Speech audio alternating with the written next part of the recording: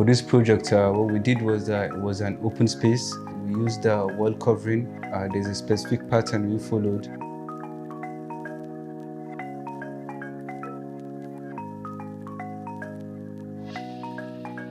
We created a workstation that should be for more than 2 employees.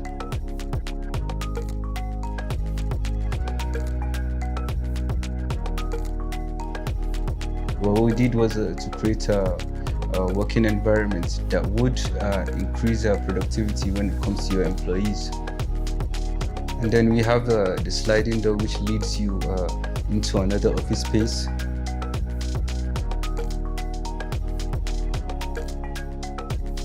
In designing the office, we used an artful light fixtures.